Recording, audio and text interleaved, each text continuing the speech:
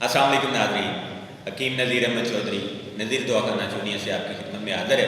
ناظرین، آج ہم بات کریں گے کہ ہماری جو نیچرل غذائیں ہم استعمال کر رہے ہیں وہ کتنے فیصد نیچرل ہیں، اور ان کے کھانے کے بعد ہماری صحت کے اوپر کون سے مضر جو اثرات ہیں وہ ہوتے ہیں، اور پھر ان کا جو ہم علاج کرتے ہیں ایلوپیتھک طریقہ علاج کے تحت وہ کیا ہے، اور کیا ان مضر اثرات کو ہم اپنے جسم سے ان کا اخراج کر پاتے ہیں یا نہیں، اور پھر آخر میں ہم آپ کو بتائیں گے کہ نذیر دعاخانہ کی جانب سے کون سی ایسی چیزیں ہیں جو استعمال کر کے آپ ہمیشہ صحت مند اور تندرست رہ سکتے ہیں۔ سب سے پہلے بات کریں گے جی دودھ کی۔ تو دودھ آج جو ہم استعمال کر رہے ہیں، سب سے پہلے ہم کھلے دودھ کی بات کرتے ہیں۔ تو کھلا دودھ جو ہے وہ بھی آکسیٹوکسن جیسے ٹیکوں سے، اور پھر دودھ کے اندر کیمیکل کی ملاوٹ اور پتہ نہیں کیا کیا چیزیں جو ہیں، پاؤڈر اور پھر کیمیکل اور سرف اور کھاد اور اس طرح کی چیزیں استعمال کی جاتی ہیں، اور ہم کئی بار یہ ٹیلی ویژن کے اوپر دیکھتے ہیں، اخباروں کے اندر دیکھتے ہیں کہ حکومت پاکستان نے اور حکومت پنجاب نے اتنے لیٹر جو دودھ ہے اس کو تلف کر دیا ہے۔ تو اس کے بعد اگر ہم بات کریں پیکنگ والے دودھ کی، تو سب سے پہلی بات تو یہ ہے کہ پیکنگ والا دودھ آتا کہاں سے ہے؟ اسی دودھ کو ہی پروسیس کر کے بنایا جاتا ہے۔ پھر اگر ہم بات کریں چائے کی، تو چائے جو ہے وہ بھی خشک دودھ سے بن رہی ہے، پاؤڈر سے بن رہی ہے، کیمیکل سے بن رہی ہے۔ یہ مارکیٹ کے اندر جو چائے ہمیں ملتی ہے یہ تو ہوتی کیمیکل ہے، اور اگر ہم گھر میں بھی بنائیں تو اس میں بھی کیمیکل جو ہے نا وہ آ جاتا ہے، کیونکہ دودھ کے اندر کیمیکل ہوتا ہے۔ آگے جی دہی، تو دہی جو ہے وہ بھی بہت کم اصل ہمیں ملتی ہے، سب سے زیادہ مکسنگ والی پاؤڈر ڈال کے سوڈا ڈال کے اس کو گاڑھا کیا جاتا ہے، پھر اس کو دہی بنایا جاتا ہے۔ اس کے بعد اگر ہم گھی کی بات کریں تو دیسی گھی جو ہے وہ تو ناپائید ہو گیا ہے، ہر کسی کی پہنچ میں نہیں ہے، بلکہ کسی کی بھی پہنچ میں نہیں ہے، بہت ہی کم لوگ ہیں جن کو ابھی بھی دیسی گھی نصیب ہوتا ہے۔ اس کے بعد جو گھی ہے وہ ڈالڈا استعمال ہو رہا ہے یا پھر آئل استعمال ہو رہا ہے۔ تو اگر ہم ڈالڈا گھی اور آئل کی فیکٹریوں کی طرف نظر دوڑائیں، کہاں کہاں پہ کیسی کیسی جگہوں پہ کارخانے لگے ہوئے ہیں جو کہ بسیدہ گلی سڑی انتڑیوں سے، اجڑیوں سے، ہڈیوں سے اور ہوٹلوں کی باقیات سے پھر دوبارہ اس کو پروسیس کر کے اس سے آئل بنایا جا رہا ہے، جو کہ انتہائی مضر صحت ہے۔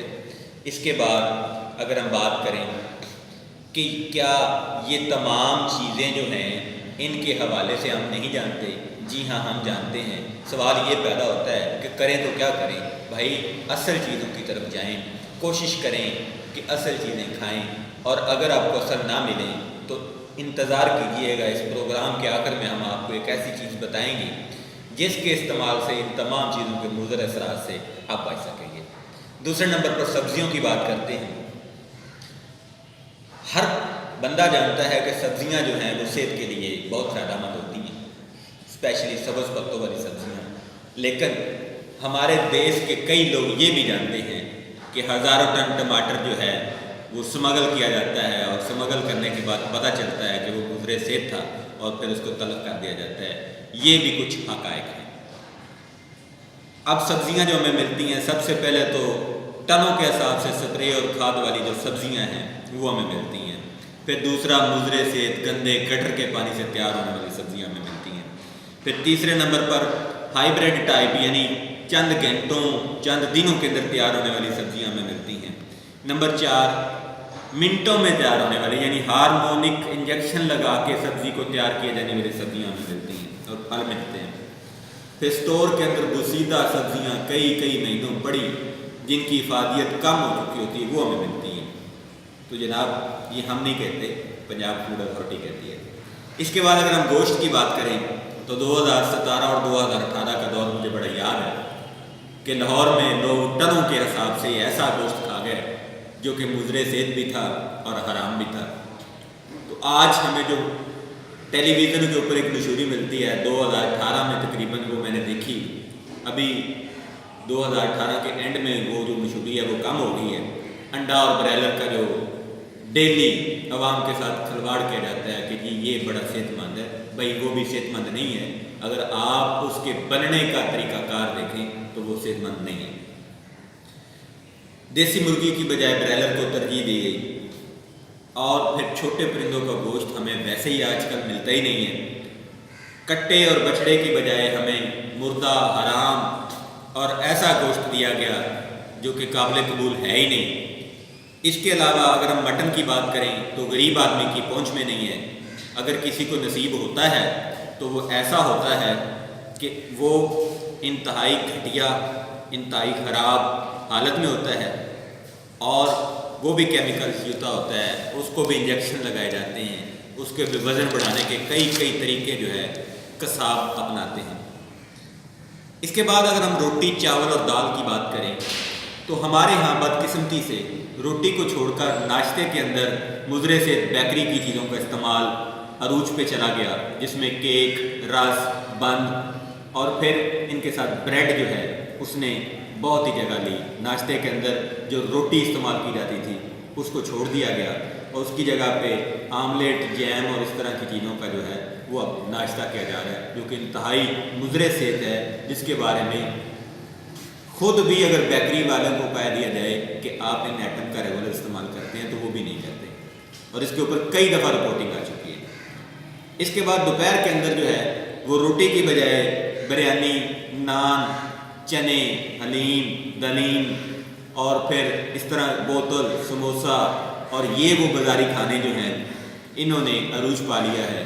اصل نیچرل جو چاول ہوتے تھے وہ بھی ہمیں نہیں نصیب اور نہ ہی روٹی نصیب ہے. اور رات کو اگر ہم کھانے کی بات کریں جس میں شوارما، پیزا، برگر، کولڈ ڈرنک، چائے، ہاٹ ونگز، چرگے اور نہ جانے کیا کیا ایسی چیزیں ہیں جو کہ مضر صحت ہے، جبکہ ہمارے جو نوجوان ہیں، لڑکیاں ہیں، لڑکے ہیں، وہ ہمیشہ ان کا ہی انتخاب کرتے ہیں. آگے اگر ہم انوائرمنٹ کی بات کریں جس میں ہم رہ رہے ہیں تو آج نہ تو وہ کھلے گھر ہیں، تنگ گلیاں ہیں، تنگ مکان ہیں، ہوا کی کمی ہے، آکسیجن کی شارٹیج ہے، روشنی کی کمی ہے، گنجان آباد علاقے ہیں، فیکٹریوں کا دھواں ہے، سڑکوں کا دھواں ہے، اور ہمارے ارد گرد تمام کیمیکل کھلے بے مہار بھاگ رہے ہیں اور ان کو ہم ڈیلی لے رہے ہیں سانس کے ذریعے، نظام تنفس کے ذریعے، اور پھر کہتے ہیں کہ ہمیں امراض کیوں لاحق ہوتے ہیں. ان سب کی جو میں نے باتیں کی ہیں، باتیں اگر ان کے اوپر کی جائیں تو کئی گھنٹوں میں ان کے اوپر بات کر سکتا ہوں اور آپ کو باقاعدہ ثبوت دے کے بات کر سکتا ہوں کہ کس چیز کا کیا نقصان ہوتا ہے آپ کی صحت کے اوپر اور آپ کے جسم کے اوپر، آپ کی باڈی کے اوپر. لیکن چونکہ وقت کی کمی ہے اس لیے میں نے ان کو کلوز کیا ہے، وائنڈ اپ کیا ہے. ان تمام چیزوں کا جن کا میں نے نام لیا ہے، ان کے علاوہ بھی بہت سی چیزیں ہیں، جیسے ہمارے شربتوں کی جگہ پہ کئی ایسے مضر سے شربت آ گئے ہیں. پہلے تو ہوتا تھا وہ دیسی چینی کا شربت ہوتا تھا، شکر کا شربت ہوتا تھا، آج کل وہ نہیں ہے. تو خیر بہرحال ان چیزوں کے استعمال سے کون کون سے نقصان ہوتے ہیں. سب سے پہلی بات، قوت مدافعت جو ہے وہ کمزور ہوتی ہے، جس کو امیونٹی کہا جاتا ہے. جب آپ کی امیونٹی کمزور ہوتی ہے تو کمزور سے کمزور قسم کا جراثیم اور بیکٹیریا آپ کے اوپر اثر انداز ہو کر آپ کی صحت کو بیماری میں بدل سکتا ہے. اپنی صحت کو ٹھیک رکھیں، تندرست رہیں. اس کے لیے آپ کو کیا کرنا ہوگا؟ اس کے لیے آپ کو کرنا ہوگا کہ یہ جو چیزیں آپ کھا رہے ہیں ان کے جو سائیڈ افیکٹس ہیں، ان کے اندر جو زہریں ہیں، ان زہروں کو آپ نے اپنے وجود سے خارج کرنا ہے. اس کے لیے طریقہ علاج آپ کے پاس کیا ہے؟ ایلوپیتھک. اب میں ایلوپیتھک کی بات کرنے لگا ہوں. ایلوپیتھک طریقہ علاج بہترین طریقہ علاج ہے سرجری کے لیے، اور بہترین طریقہ علاج ہے ایمرجنسی ٹریٹمنٹ کے لیے، لیکن پرماننٹ علاج نہیں ہے. آج دل کے امراض، جگر کے امراض، پھیپھڑے کے امراض، گردے کے امراض، پتے کے امراض، معدہ کے امراض اور نہ جانے کیا کیا امراض ہیں. اگر میں بات کروں آپریشن کی تو دل کے مریض کو اگر سٹنٹ ڈال دیا جائے تو سال سے 2 سال نہیں چلتا، 3 سال نہیں چلتا، بڑے لمبے عرصے کی تو دور کی بات ہے. اور اگر اس کا آپریشن کر دیا جائے تو اس کو پھر دوائیوں کا سہارا لینا پڑتا ہے اور بعض دفعہ اس کو دوبارہ آپریشن بھی کروانا پڑتا ہے. اگر میں بات کروں پتے کے آپریشن کی تو ڈاکٹر پیسے لینے کی خاطر پتے کا آپریشن تو کر دیتا ہے، شاید اس کے پاس کوئی اور حل نہیں ہے، لیکن الحمدللہ طب اسلامی، طب یونانی اس کا بہترین علاج کرتی ہے. تو پتے کا مریض کوئی بھی اگر ہو، وہ اس نے اپنا آپریشن کروایا ہو اور بغیر دوائیوں کے وہ چل رہا ہو، وہ میرے سے رابطہ کرے، جہاں سے اس نے آپریشن کروایا وہاں میں ان کو انعام دوں گا. اس کے بعد میں بات کر رہا تھا کہ جو ہمیں علاج مل رہا ہے تو اس کے اندر بھی امراض کو دبایا جاتا ہے، ان کا علاج نہیں کیا جاتا۔ اور دبایا بھی کس سے جاتا ہے؟ کیمیکل سے، زہروں سے۔ آپ کے جسم میں تو پہلے بہت سی زہریں ہیں جو کہ ہم ڈیلی کھا رہے ہیں، اور پھر دوائی کے لیے بھی انہی زہروں کا استعمال کیا جاتا ہے، جس سے بجائے فائدے کے نقصان ہوتا ہے۔ میری مانیے، اور اپنی غذاؤں کے اندر جو جراثیم ہیں، جو زہریں ہیں، جو بیکٹیریاز ہیں، ان کو بھی ڈیلی خارج کریں جو کہ آپ کو نقصان پہنچا رہے ہیں۔ اگر آپ تندرست ہیں پھر بھی، اگر آپ خدا نخواستہ کسی مرض میں مبتلا ہیں پھر بھی، نذیر ہربل کیور کورس کا آپ استعمال کریں اور اپنی قوت مدافعت کو بڑھائیں، ہمیشہ صحت مند اور تندرست رہیں۔